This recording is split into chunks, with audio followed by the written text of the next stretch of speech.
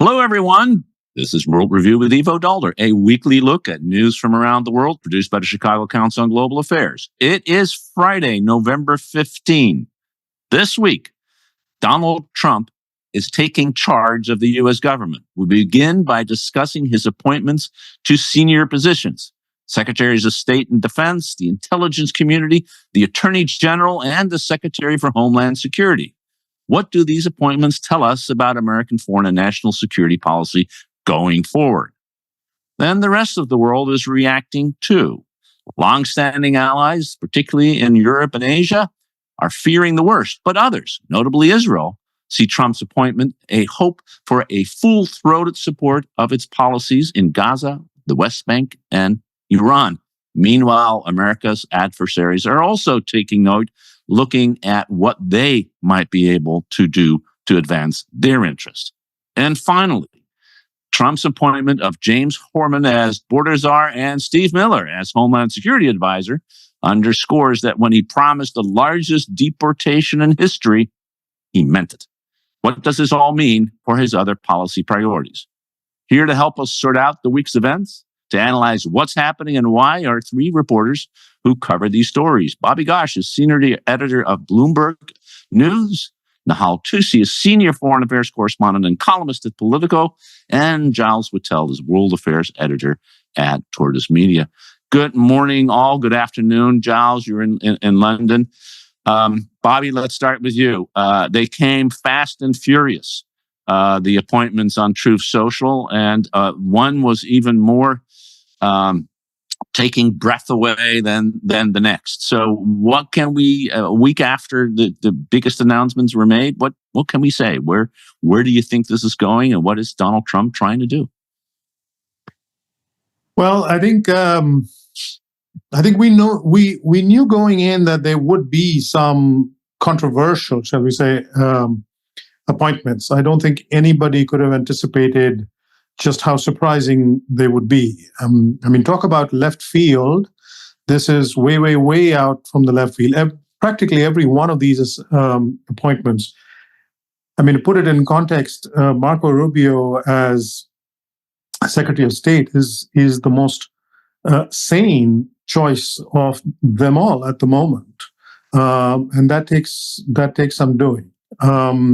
It's lots of smart people have tried to create to look into all of these appointments and try to make sense of them and find a common thread, a kind of some sort of a logic behind it. And it's been suggested that that the thing that they all have in common, all of these appointments, is that they are all loyalists. I'm not even sure about that.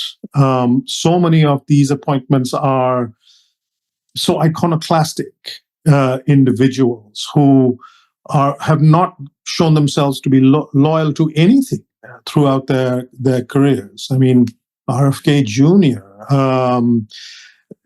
And the other thing that this flies against the received wisdom that we've had about Donald Trump. The received wisdom is that this is a man who does not like sharing the limelight, who does not like having people around him who distract attention, who take the camera away from him. Well, many of these appointments are people who are publicity hogs in and of themselves. And these are people who are very much like him. They like the camera to be upon themselves. They like to pat themselves in the back. They want applause from the more or less the same base that Trump has. So it's a little hard to make sense of all of these. There is no common through line. And if you are, if you're a foreign leader or an advisor to a foreign leader who's been asked to make sense of it all and prepare a report, I would not like to be in your shoes this week. This is a very, very difficult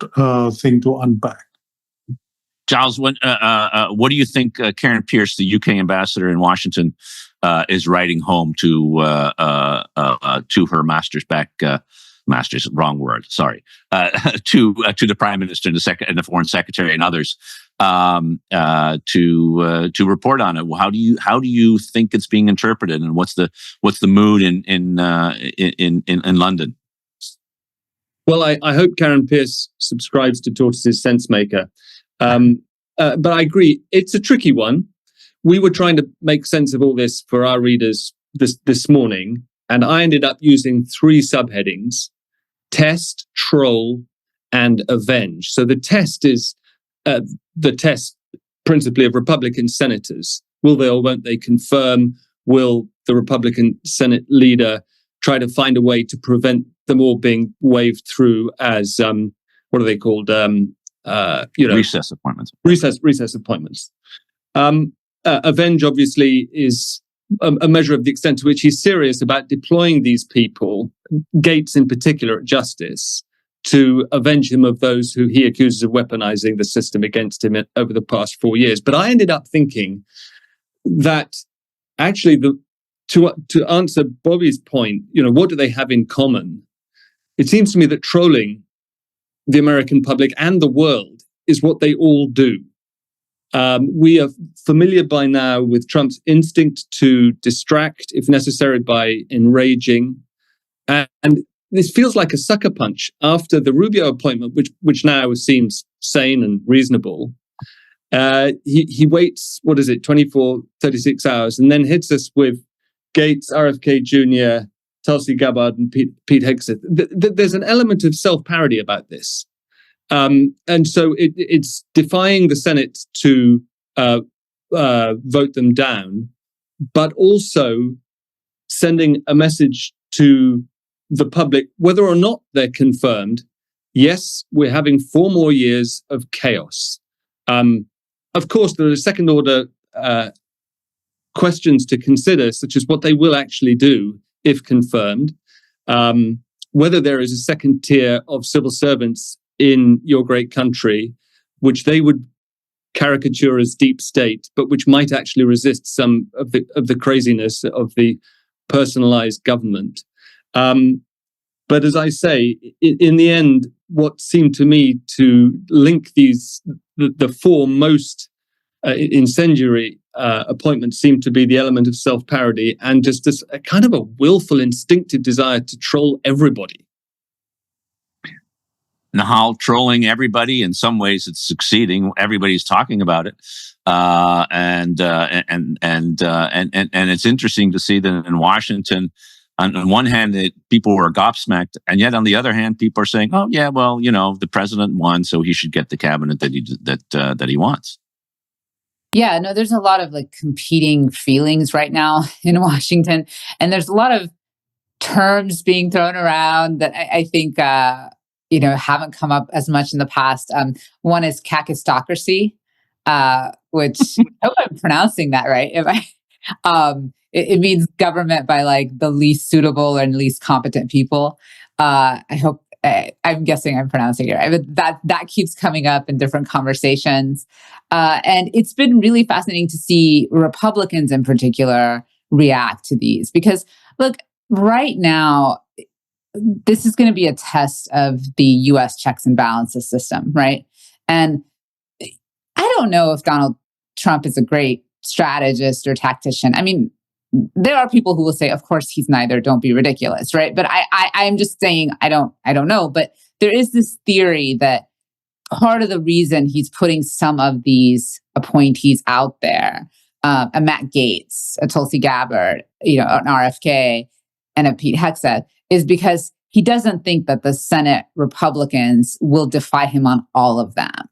So the idea being he'll get some through, maybe not all, but the idea that the Republicans would say no to all 4 or even others is kind of defies reality, given the way that the GOP has been trending and how they've embraced Trump.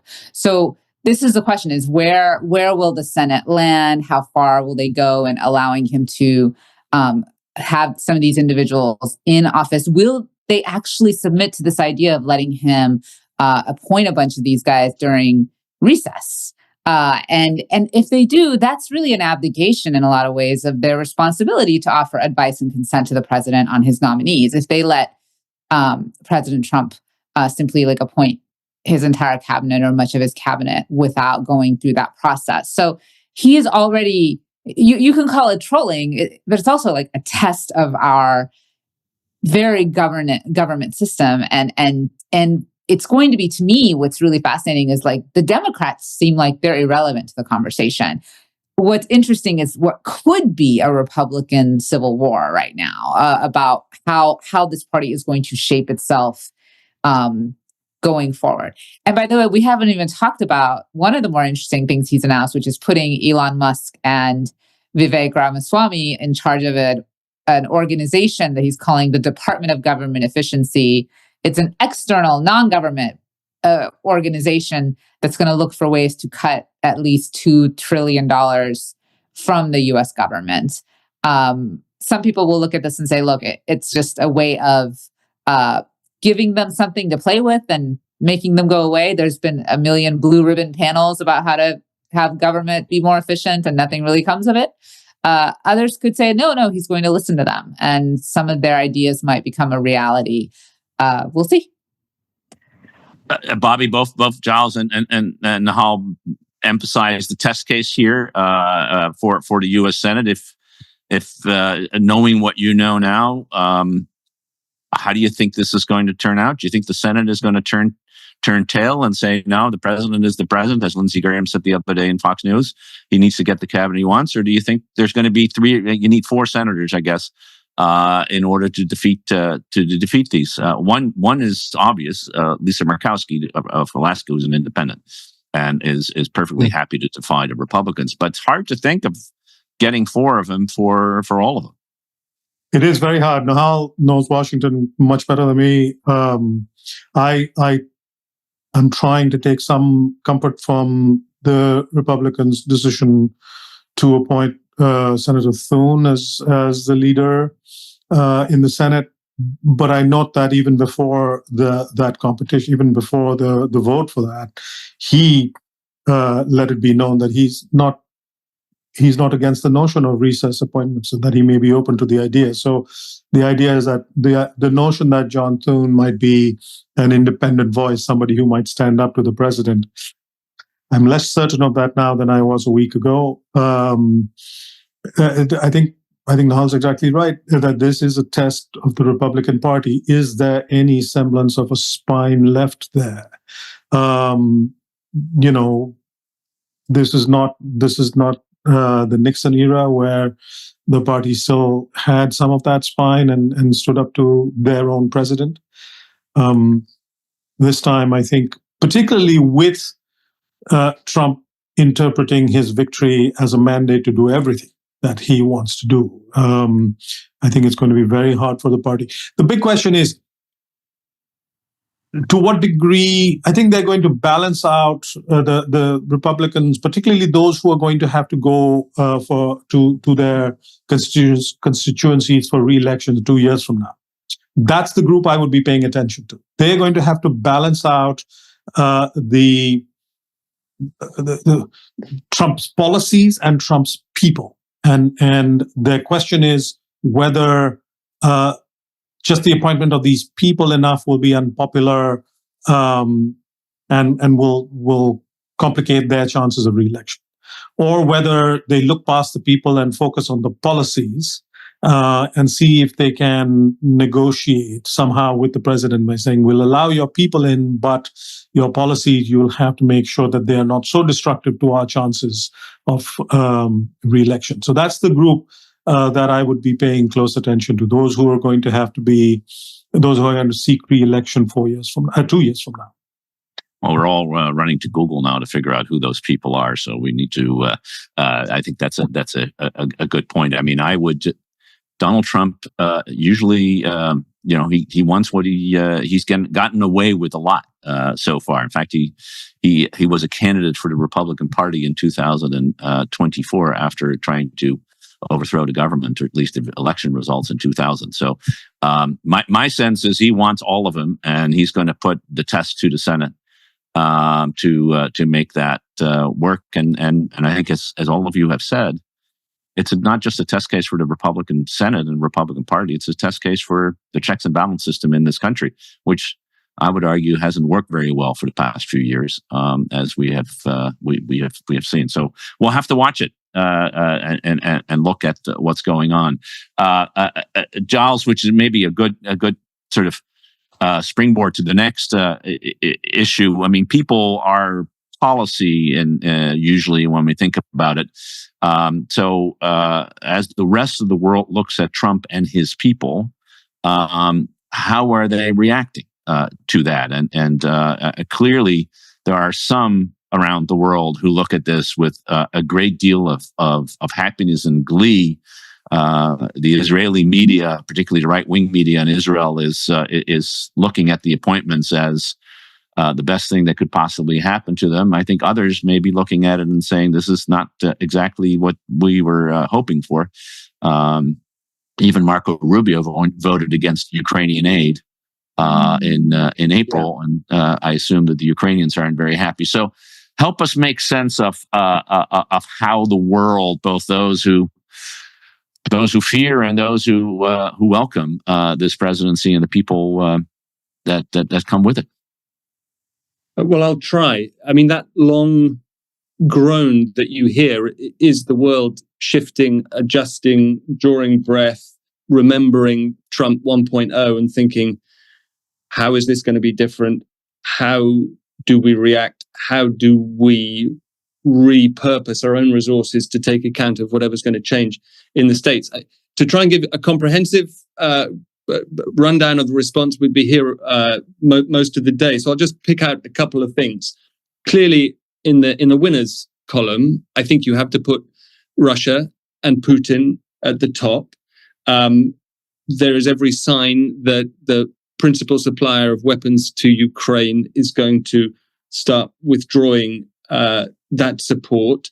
You've got an admirer of Putin back in the White House. You've got a NATO skeptic back in the White House. But I think none of those three is actually the main reason why this is a remarkably historically good result for Putin. I think the real reason there is that this is a kick in the teeth for left, centre-left, progressive, democratic governance all over the world. And that is what Putin likes to believe he's been fighting against. Woke government, if you like. And I think the remark that really brought this home to me was from Alexander Dugin, who is his sort of Rasputin character, who coached him before he wrote this now prescient, it seems, essay. I think it was in the latter half of 2021, a few months before he invaded Ukraine, with this slightly crazed, deluded kernel of truth, but not much more than that, take on Russian history, which led many people to foresee the invasion, including the then UK Defence Secretary Ben Wallace. Anyway, that man, Alexander Dugin, said after the election, "We have won. Globalists have lost the final combat." And that'll resonate across the global south, I think, where their support for Ukraine was taken for granted and wasn't forthcoming. A couple of other points, as you say, the right wing of Netanyahu's coalition in Israel is delighted with the result, and they will be delighted with the arrival of Mike Huckabee as US ambassador in Israel, of Stefanik in the UN. Again, a spectacularly successful advocate for Israel in the Congress last year. Then on the losing side, obviously Ukraine, though I think it's important to emphasize the extent to which they've been anticipating this, that Zelensky and other senior Ukrainian officials have been trying to play both sides, trying to curry favor.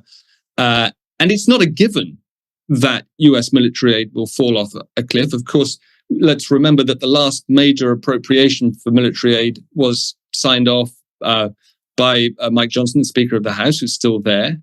And Zelensky has made it his business to try and persuade Trump of the merits of continuing to supply Ukraine with military aid. And if you take what we think we know at face value about the Trump plan for Ukraine, it could end up, if Putin declines to play ball, with an increase in US military aid to Ukraine rather than the reverse. But I think you have to be realistic and see that right now, what Ukraine is looking at is either an unjust end to this war, forced on them by Trump 2.0, or no end at all, a continuing stalemate. On the Chinese front, we have to take seriously the forecast of sweeping tariffs and higher tariffs for imports from China than for the rest of the world. I think the figure for the cost to China of the last round of Trump tariffs is around 300 billion. If they are imposed at a 60% level, that will presumably be more by some forecasts, 2% of Chinese GDP, which Xi Jinping can ill afford right now. That would be nearly half his expected annual growth. But as heavens, it might be you who wrote this, Ivo.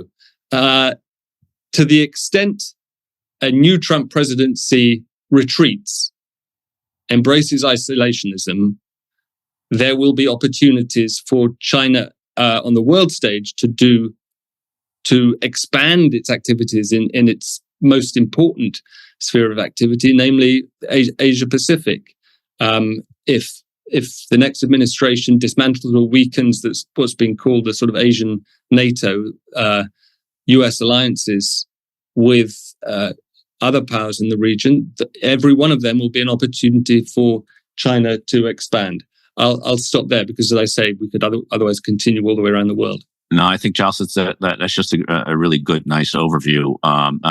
Clearly, Nahal, and it seems to me in Washington, the number one focus is Ukraine, because it's been such a big focus. And the number two is what's happening in the Middle East. I mean, these are the two hot wars that have completely dominated American foreign policy in this administration, the existing one. And Trump has, of course, said that they would, one, never have happened, and two, he will end them. And so the real question is how, and how are those going to be looked at in both those regions? Look, I think when it comes to Israel and the Middle East, there's a very strong possibility that the hot parts of the fighting there will have cooled off quite a bit in the next few months anyway. Israel is largely done in Gaza. There's going to be an ongoing war, quote unquote, there for a very long time. But in terms of like the going after Hamas the way it has, it's largely degraded Hamas. And the Israelis are already seeking some sort of an agreement in Lebanon as well. And in fact, there was a report in the Washington Post that they want to come to a plan or some sort of a ceasefire deal as a gift for Trump. So I mean, I think on that front, look, I don't think there's any question there's going to be continued Israeli occupation and activities there, but I think it's going to be a much more lower grade war that Trump can, in some ways, probably just ignore. Ukraine is going to be kind of different, I think. Look, this is a difficult thing to say, but a lot of people want that war to stop. And they're not just Republicans. They're not just Trump. There's a lot of folks that want some sort of an end to the fighting. And I think there's a recognition, and has been, this has nothing to do with Trump, that at some point, the Ukrainians and the Russians have to sit down and come to some sort of an armistice or something that doesn't necessarily lead Ukraine to give up its claims to territory or Russia to do whatever, but which at least stops the fighting and freezes it. And maybe it's possible that whatever Trump pursues could lead to that. I think the thing that's tricky, that's a bit tricky there, is that Putin might be willing to do that for a while to get on Trump's good side and get a bunch of other stuff accomplished in the meantime, right? Empowering far-right parties across the world, rebuilding and making stronger this alliance with North Korea, Iran, China. I mean, there's a lot of things he can do if he gets a pause too in the fighting. rebuilding some of his military, rebuilding his army. I think lifting the sanctions is going to be very hard politically for Trump to do, but he can do them. He can do a lot of those if he wants on his own. So, but the thing about Putin is once Trump is out, or a few years from now, wherever, he will probably just restart the war because he'll come up with some excuses because he wants all of Ukraine. Like it's almost theological for him, right?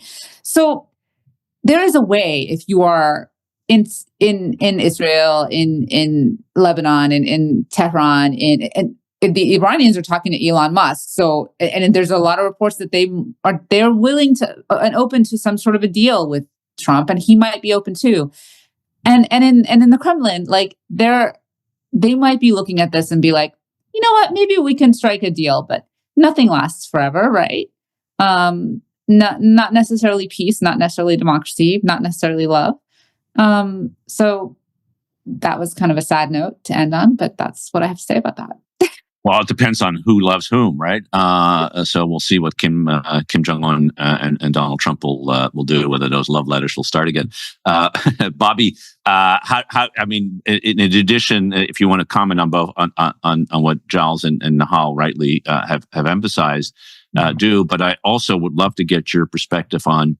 I'm struck by India and Modi in particular, seeing this as actually a very positive move for him. Of course, Modi had a very good relationship with Trump, but for a country that is looking to exert as much influence without being restrained by anybody else, sounds pretty good to me. If I were sitting in Delhi, and you sat there, you've watched that very closely. Well, the Indians are in the catbird seat, aren't they?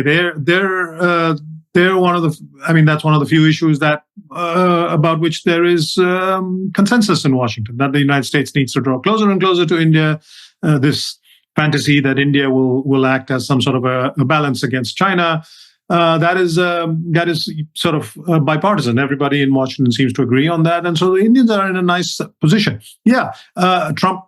When it comes to the optics, Trump is better than Biden. There will not be any even sort of weak finger wagging when Modi offends American values. Trump doesn't care about those values, and therefore the Indians won't have to find some explanation or some sort of excuse to offer. But I think on the whole, India's position does not greatly change with this. By the way, I also happen to think that's the same with Israel. I don't think the Israelis are going to get very much more from Trump than they were going to get from Biden in any case. There are some questions I suppose the Indians might be anxious about over immigration. That's an area that India is concerned about because quite a lot of the immigration, both legal and illegal, into this country are Indians. Actually, many of them, the majority of them, I understand, from Modi's own home state of Gujarat. And so that's something the Indians are concerned about. But again, in recent weeks, there have been signs that plenty of other countries are quite happy to take Indians if the United States won't. The German chancellor recently went to Delhi, made a deal to take 90,000 Indians every year, which is 10,000 more than the US. So India, I think, is pretty comfortably placed. More generally, across the world, I think there will be. One of the things I like to watch signs for is American soft power and the where it is being damaged and weakened. And I think to come back to where we began, just this cast of characters, and they truly are characters in the Trump cabinet, I think will do quite a lot of damage to American soft power in the world. The impression that this is a clown car is hard to shake off, because remember that we live in a time when no matter where in the world you are, you can pull up a video of Gates or Tulsi Gabbard or Walz or any one of these people saying the most outrageous and stupid things possible, and many of those videos are going to get refreshed and sent around the world with additional comments along the lines of, "Can you believe this person is the Secretary of State?" or "Can you believe that this person is in government in the United States?" And that's the damage from that is very hard to calculate now, and I suspect will last for a very, very long time. I grew up in India during the Reagan age, and there was a certain amount of bemusement about the president himself, but there was never a concern about the quality of the American cabinet, the Secretary of State, and on down. This is very different. It feels very different to me, and I think that all over the world. And remember, there will be governments, the Chinese government, the Russians, and many others, who will encourage this kind of questioning of the sanity of the United States. I've already seen this referred to a few times in recent days. There is, I believe, it comes from somewhere in Central Asia or in the Caucasus. It might be a Circassian saying: when the clown moves to the palace, he doesn't become the king; the palace becomes the circus. And I think that's what we're seeing now. Can I, Giles? Yeah, no, please. Yeah, I just wanted to pick up on that, and from the first discussion about the picks, we were having a discussion in our editorial daily meeting this morning about the tone that we should try to alight upon for covering these kinds of Trump stories, because they're going to be with us. And the consensus was, let's try to avoid being hysterical, but the risk.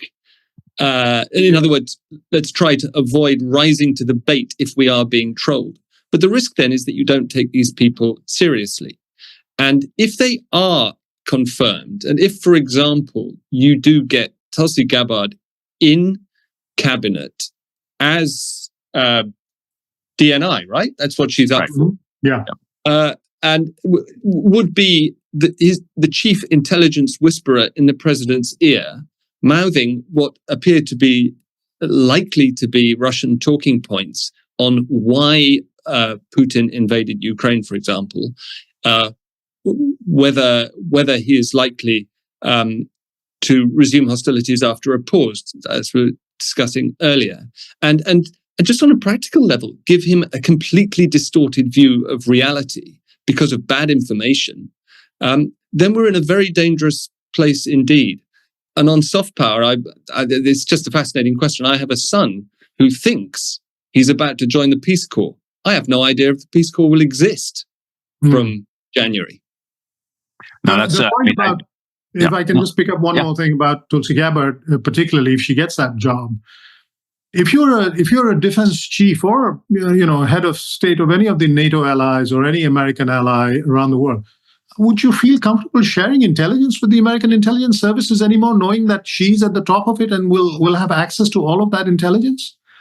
I wouldn't. The folks in whose intelligence, by the way, we need to make strategic decisions around the world. I don't know how comfortable they would feel sharing that. Even the Israeli intelligence services, I suspect, will feel a little shaky about sharing intelligence with the United States.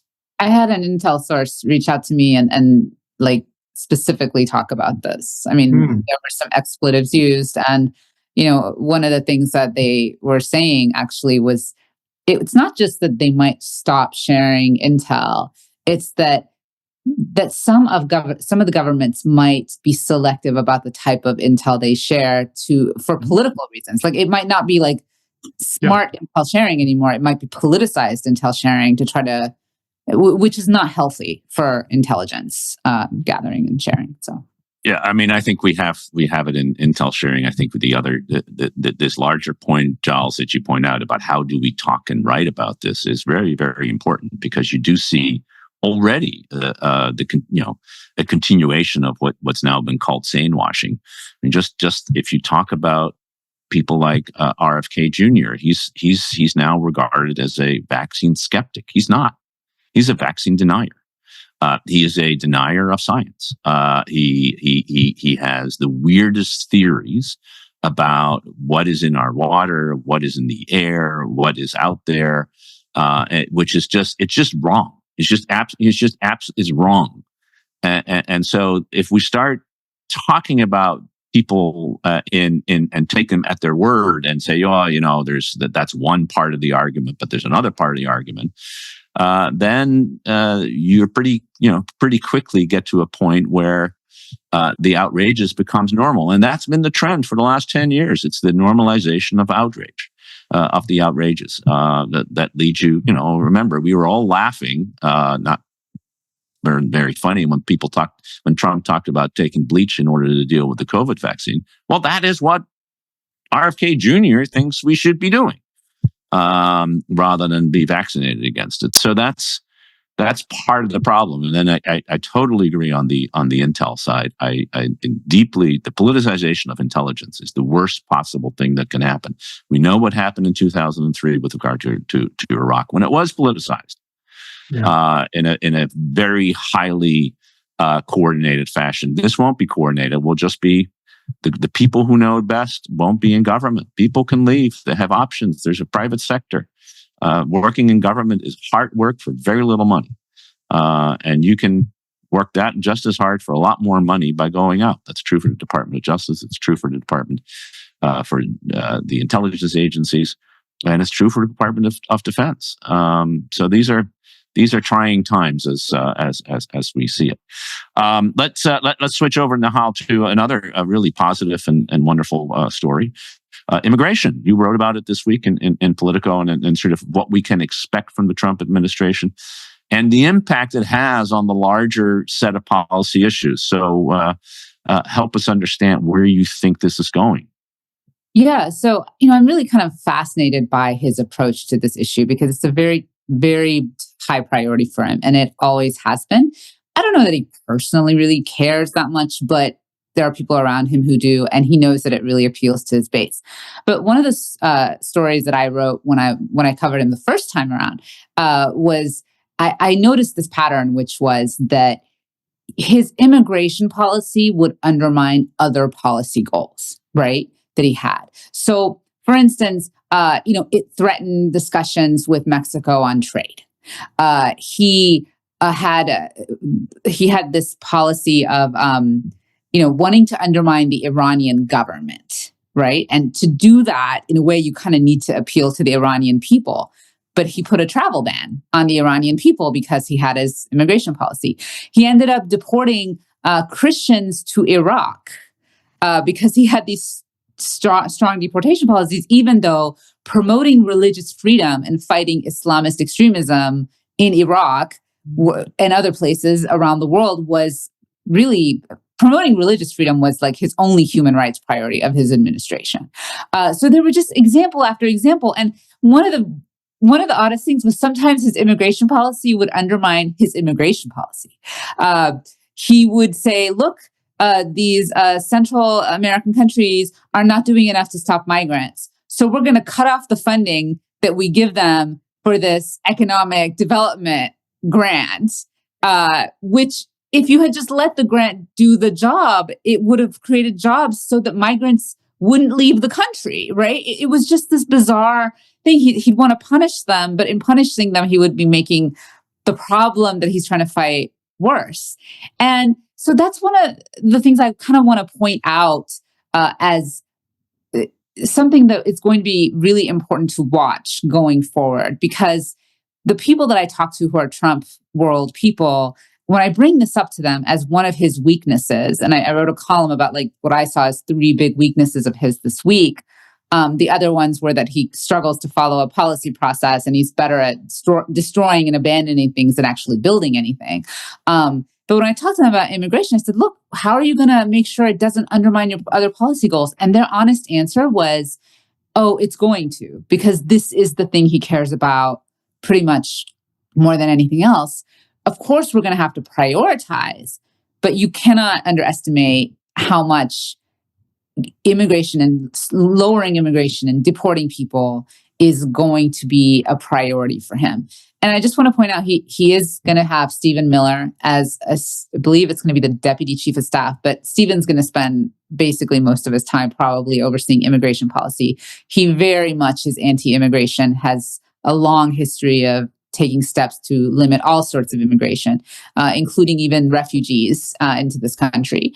And Tom Homan is the other appointee. He's going to be like the border czar. And he has said some very strident things about deporting people in the past. Now, Tom has more recently said, we're going to go after the criminals first and we're going to prioritize them, which, by the way, is something every administration does. This is not like some novel idea of like going after the crime breaking, the crime committing immigrants.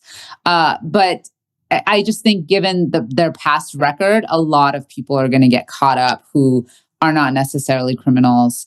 And it's just going to be one of those really important things to watch. And so every time I think you're covering an issue, whether it's trade or something else, or just thinking about it, kind of ask yourself, what's the immigration angle here? And what is Trump going to do that could undermine this particular policy area? Yeah, by the way, Steve Miller is also going to be a Homeland Security advisor. He has both titles. Which is interesting. It's just to underscore the centrality of him in the immigration piece. Giles, you mentioned, I think rightly, that part of the influence of the people is when it's received in other countries is what is it going to do within the internal politics of those countries. And it seems to me the immigration piece plays so well also in Europe. I mean, we've had this same debate over and over and over again in Europe. Do you see what he's going to do in terms of immigration having an impact on domestic European politics, strengthening the far right, which is anti-immigrant, throughout the continent in particular? And the contradictions that Nahal points out are contradictions that exist in Europe, in fact, in spades, because Europe is an aging population, and it needs new people to do the work that needs to be done. So how does this play out? This is an interesting sort of impact that we haven't maybe talked enough about. Yeah, I think there's an instant, an obvious read across from the US southern border to the EU's southern border. And let's talk about Giorgia Meloni in Italy. I don't know whether Trump's been and Miller have been learning more from her or the other way around, but she has pulled off a trick that they could learn from, which is ingratiating herself amongst other EU leaders as a surprisingly practical person, while ensuring that Frontex, the EU border force, enforces an increasingly rigorous turn them back policy in the Med between Italy and North Africa. And I think you will see, encouraged by the Trump win, right-wing parties, as you suggest, in Spain, probably certainly in France and Germany, and possibly in Greece as well, which of course is the most exposed at the eastern end of the Med, adopting an increasingly uncompromising approach to the issue that has destroyed Angela Merkel's legacy in Germany. She, of course, famously invited in pretty much everybody displaced by the Syrian war. Since then, of course, displacement has not abated. It's increased in the Middle East. Climate change is making it driving migration across the Sahel north. Horrendous stories of migration west from the West African coast to the Canary Islands. This is the degree of desperation which feeds into the scale of the challenge. And as long as progressive parties don't have a practical alternative, which they don't, then yes, what we expect Trump and Miller to do on the southern border will resonate. But I do have a question, if we have time. How much of that is going to be performative? Because if the mass deportations are this cycle's equivalent of the wall, that was at least partly performative. It certainly never stopped people crossing over in numbers. So, I mean, I think the key here is to stop new immigrants, and deportation is what deters the new ones coming in. And he could declare a victory early, but my sense, Bobby, is that it's going to be less performative than people would hope. Yeah, I don't think Trump cares all that much, but Steve Miller cares, and there are other people in the administration care, and they've learned from last time. I think there was a lot of disappointment in that cohort of people who take this very seriously and for whom this is as Nahal said, practically a religion.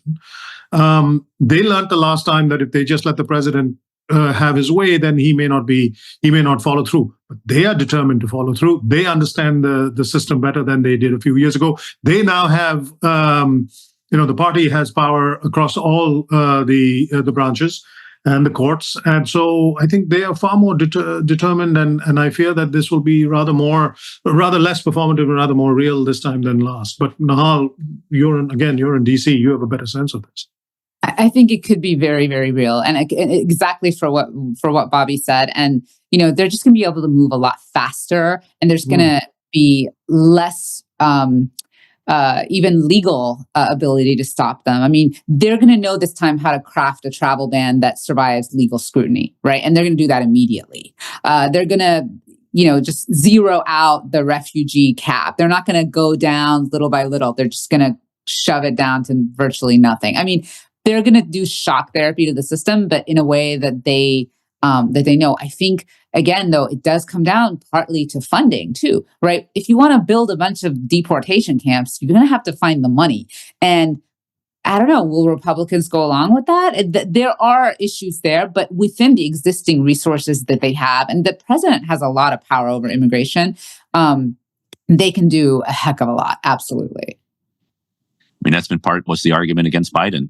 He could have done a lot more himself. He didn't have to wait for Congress to do it. And they will go to the limit and probably beyond. And it's not clear that if you go beyond, it makes any difference. After all, the Supreme Court has said the president is immune as long as he is engaged in official acts. And dealing with immigration surely is an official act if it's done in novel and extraordinary ways. Well, it's been enlightening. I think that's how I'll put it. Certainly, we shed good light on the challenges ahead. Can't think of anyone better to do that with than Nahal Toosi of Politico, Bobby Ghosh of Bloomberg, and Giles Whittell of Tortoise Media, and of course all of you who've tuned in today. Thank you so much for watching and listening. We'll be back next week with another edition of World Review with Ivo Daalder. And until then, have a great weekend.